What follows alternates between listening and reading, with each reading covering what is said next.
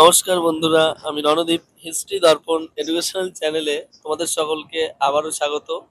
আজ আমাদের আলোচনার মূল টপিক হলো তোমরা যারা কলেজে বিভিন্ন সেমিস্টারে পড়ছো আর তোমরা যারা নতুন কলেজে ভর্তি হয়েছো, তো তোমরা বুঝতে পারছিলে না যে তোমাদের কলেজে 3 বছর পড়তে হবে নাকি 4 বছর, নাকি তোমাদের 75% কখন পেতে হবে এবং কোন সেমিস্টারে পেলে তোমরা রিসার্চে চান্স পাবে এবং তোমাদের প্রতিটা সেমিস্টারে কত পার্সেন্ট পেলে তোমরা স্কলারশিপ পেতে পারো এবং তোমরা হিস্ট্রি মেজর পিডিএফ কোথা থেকে সংগ্রহ করবে, মাইনর বাংলা, মাইনর রাষ্ট্রবিজ্ঞান, মাইনর ইতিহাস পিডিএফই বা কোথা থেকে সংগ্রহ করবে, এই বিভিন্ন সংক্রান্ত প্রশ্ন নিয়ে আজকে তোমাদের জন্য এই ভিডিওটা। অবশ্যই সকলে দেখো, তাহলে তোমরা কিন্তু খুব ভালোভাবে বুঝতে পারবে। আর এম এ 2 বছরে করতে হবে নাকি 1 বছরে, সব কিছুর উত্তর কিন্তু তোমরা পেয়ে যাবে এই ভিডিওটার মাধ্যমে। আর অবশ্যই কিন্তু তোমাদের সুবিধার্থে চ্যানেলটিকে সাবস্ক্রাইব করে নোটিফিকেশন অন করে রেখো। আর বন্ধু বান্ধবদের মাঝেও কিন্তু শেয়ার করতে ভুলো না। আর তোমাদের যদি কোনো কিছুর প্রয়োজন হয় অবশ্যই কমেন্ট বক্সে কমেন্ট করে জানিও। আর অথবা তোমাদের যদি কারোর পিডিএফ এর প্রয়োজন হয় অবশ্যই স্ক্রিনে দেওয়া নম্বর অথবা ডেসক্রিপশনে দেওয়া নম্বরের মাধ্যমে কিন্তু যোগাযোগ করতে পারো।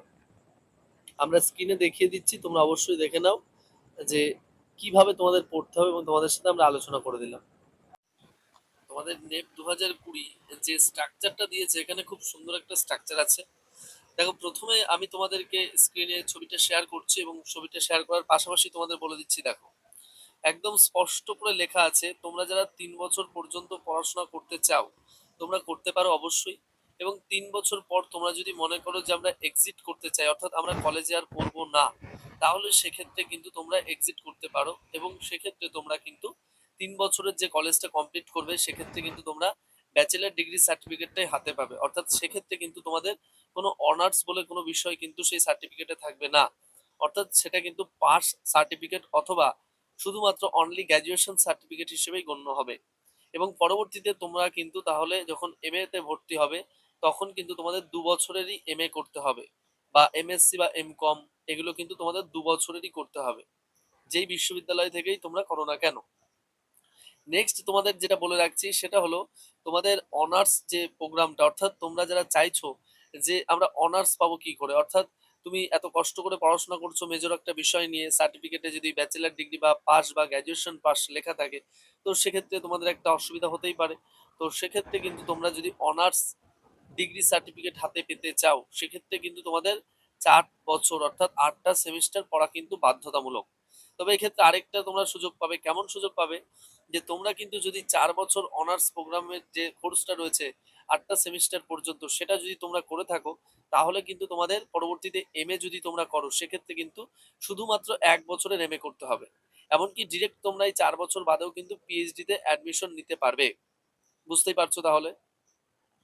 আর আরেকটা বিষয় রয়েছে তোমাদের, ধরো তোমরা অনেকেই ভাবছো যে আমরা 6টা সেমিস্টার, অর্থাৎ প্রথম থেকেই আমি বলে এসেছি যে 3 ইয়ার অর্থাৎ 3টে বছরে 6টা সেমিস্টার, এক একটা বছরে কিন্তু তোমাদের 2 করে সেমিস্টার হচ্ছে।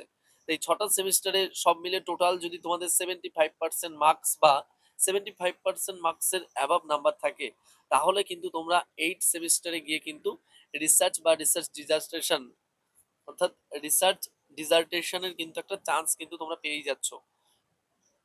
তাই এখন থেকে তোমরা যারা ভাবছো যে ষষ্ঠ সেমিস্টারের রেজাল্ট বেরোলে তোমাদের 75% মার্কস হয়ে যাবে, তাদেরকে বলবো তোমরা এখন থেকেই ভাবা শুরু করে দাও এবং তোমরা কিন্তু একটা রিসার্চের জন্য যে প্রপোজাল সেটা কিন্তু তৈরি করা শুরু করো।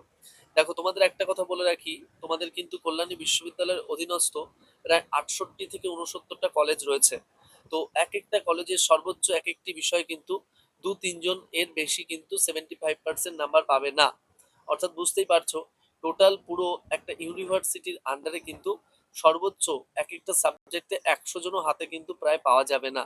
তাই তোমরা যারা 75% অ্যাবাভ নাম্বার পাচ্ছ বা পাবে বলে আশা করে আছো, তারা কিন্তু অবশ্যই এখন থেকে তোমাদের রিসার্চ পেপার তৈরির জন্য চেষ্টা করে দাও। কারণ তোমাদের 7 সেমিস্টারেও কিন্তু অনেকটাই চাপ রয়েছে। অর্থাৎ 7 সেমিস্টারে তোমাদের 5টা পেপার পড়তে হবে এবং সেটাও কিন্তু নভেম্বর মাসে, অর্থাৎ এই নভেম্বর ডিসেম্বর মাসের মধ্যে কিন্তু পরীক্ষা সম্পূর্ণ হয়ে যাবে। তো হাতে কিন্তু একদম সময় থাকবে না। তা এই জন্য কিন্তু তোমরা এখন থেকেই প্রস্তুতি নিয়ে নাও।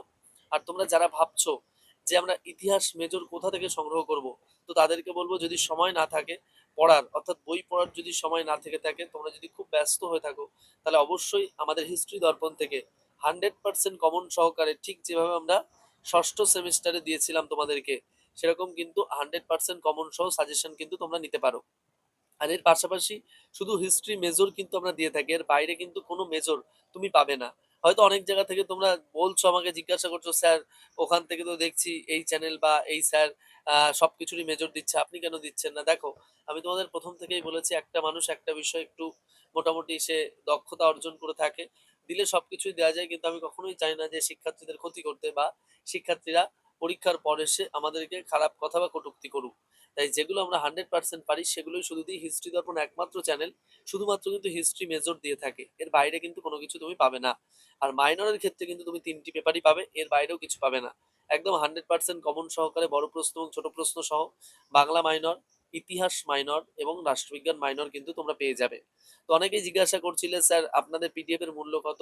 তো তাদেরকে বলবো যে আমাদের যে স্ক্রিনে দেওয়া নম্বর অথবা ডেসক্রিপশনে দেওয়া নম্বরটি যেটি রয়েছে তার মাধ্যমে তোমরা যোগাযোগ করো, তাহলেই কিন্তু তোমরা পেয়ে যাবে। আর তোমাদের আবারও বলে দিচ্ছি যে তোমরা যারা চাইছো যে আমরা 4 বছর পড়বো না, তাহলে অবশ্যই কিন্তু তোমরা এক্সিট অপশনটা কিন্তু সিলেক্ট করে নিও, এবং তাহলে কিন্তু এই তোমাদের ষষ্ঠ সেমিস্টার হয়ে গেছে, তোমাদের আর কলেজে পড়তেও হবে না। সেক্ষেত্রে ব্যাচেলার ডিগ্রি সার্টিফিকেট কিন্তু তোমরা পেয়ে যাবে, অর্থাৎ নর্মাল গ্র্যাজুয়েশন পাস সার্টিফিকেটটা পাবে।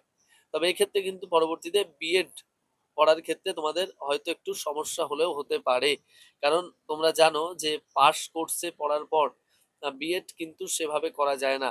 অনার্স কোর্স করার পরে কিন্তু বিএড করা যায়। আর তোমরা কিন্তু নর্মাল ডিএলএড করতে পারবে, কারণ ডিএলএড কিন্তু উচ্চ মাধ্যমিক পাশের পরেই করা যায়। তো এক্ষেত্রে তাও একটু তোমরা তোমাদের উচ্চশিক্ষা পর্যায়ে যারা রয়েছে তাদের সাথে একটুখানি আলোচনা করে নেবে। আর যেটা করবে অবশ্যই সবাই ভাবনা চিন্তা করে ডিসিশন নেবে, এবং অবশ্যই তোমরা চেষ্টা করবে, যারা যেই বিষয়ে মেজর নিয়ে থাকো না কেন, যে 4 বছরের ডিগ্রি কোর্সটাই কমপ্লিট করার। সেক্ষেত্রে তুমি ভবিষ্যতেও কিন্তু একটা অনেক বড় সুবিধা পাবে, এবং এক্ষেত্রে তোমার অনেকটাই সুযোগ আছে রিসার্চের সুযোগ পাওয়ার। আর দেখো, রিসার্চের সুযোগ পেলে তোমার কি হবে, দেখো রিসার্চে তুমি যদি সুযোগ পেয়ে যাও, পরবর্তীতে তুমি কিন্তু ডিরেক্ট পিএইচডি তে চান্স পেতে পারো, 1 নাম্বার। 2 নাম্বার, তুমি কিন্তু যখন এমএ কোর্সটা হবে তখন তোমার 1 বছরের এমএ কোর্স হবে।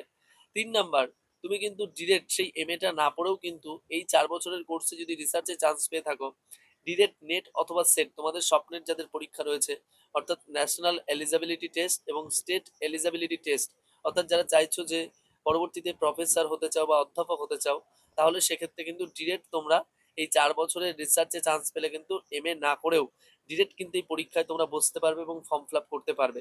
তাই এত বড় বড় অপরচুনিটি এবং সুযোগ কিন্তু তোমাদের সামনে রয়েছে। হয়তো আশা করি তোমরা পুরোটাই বুঝেছো। আমি তোমাদের জন্য সম্পূর্ণ ক্লিয়ার এবং স্পষ্ট করে বিষয়টাকে উত্থাপন করলাম, যাতে তোমরা সহজেই বুঝতে পারো। এবং তারপরও যদি কারোর কোনো অসুবিধা হয়, অবশ্যই তোমরা আমাদের স্ক্রিনে দেওয়া নম্বর অথবা ডেসক্রিপশনে দেওয়া নম্বরের মাধ্যমে অবশ্যই যোগাযোগ করতে পারো। আর তোমাদের যাদের হিস্ট্রি মেজর সাজেশন প্রয়োজন প্রতিটি সেমিস্টারে, কারণ আমরা কিন্তু বলেই রেখেছিলাম তোমাদের প্রথম থেকে, হিস্ট্রি দর্পণ হলো একমাত্র চ্যানেল প্রতিটি পরীক্ষার পর কিন্তু প্রশ্ন ধরে ধরে তোমরা বাড়ি আসার আগেই কিন্তু আমরা সেই ভিডিওস আমরা আপলোড করে দিই, এবং আমরা কিন্তু 100% দিই, আমরা এর বাইরে কিছু দিই না। আর আমরা কিন্তু অথেন্টিক জায়গা ছাড়া অন্য কোনো জায়গা থেকে দিই না। একদম যেই বই রেকমেন্ড করা আছে সেখান থেকে আমরা শর্ট প্রশ্ন দিই, ভুলভাল ভাবে আমরা কিন্তু অন্য জায়গা থেকে দিই না। এবং এছাড়াও বড় প্রশ্ন কিন্তু একদম হাতে গোনা লিমিটেড, একদম স্বল্প প্রশ্ন। তোমাদের এবারেও কিন্তু অনেক বড় বড় সিলেবাস হওয়া সত্ত্বেও যারা সপ্তম সেমিস্টারে উঠেছো, ইতিহাস মেজর, আমরা কিন্তু খুবই স্বল্প সংখ্যক প্রশ্ন দেওয়ার চেষ্টা করেছি, এবং নোটের গুণগত মান যথেষ্ট বাড়িয়েছি আমরা।